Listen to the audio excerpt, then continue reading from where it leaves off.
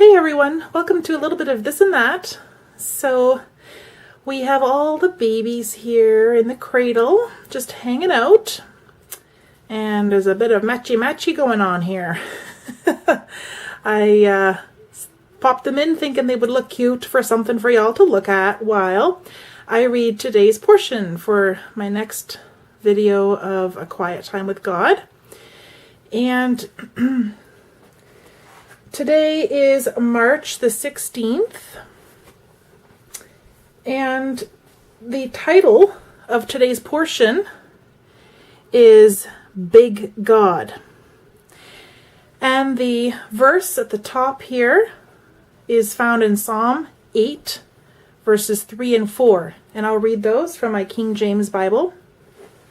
When I consider thy heavens, the work of thy fingers, the moon and the stars, which thou hast ordained, what is man, that thou art mindful of him, and the son of man, that thou visitest him?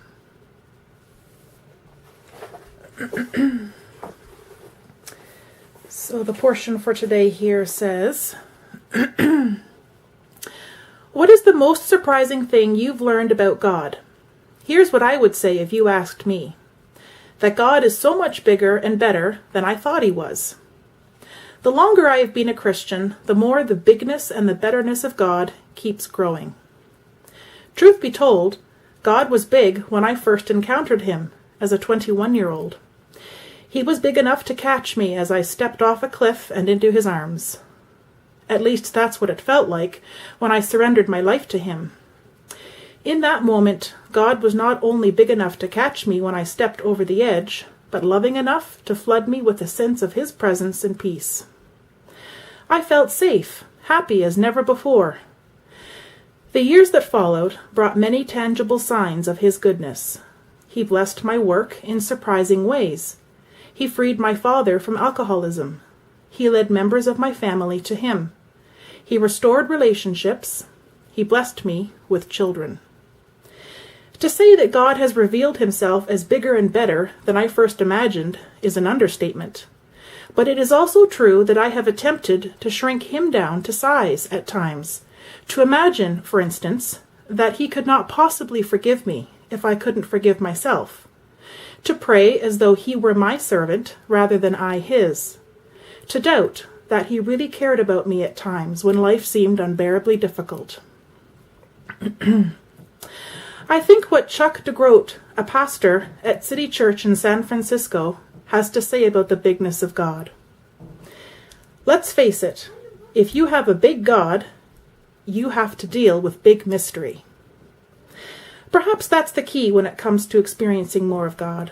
We have to deal with big mystery, foregoing the temptation to shrink God. There is too much we do not understand, too much we cannot comprehend. Faith is an adventure, a hard but joyful journey toward the God who is more powerful and loving than we have any right to expect. And the little prayer at the end, at the bottom here says, Father, who am I that you should think of me? Yet you have called me by name and invited me to know you. May I know you in the deepest ways possible. And that's it. So it's, I think, something to take comfort in.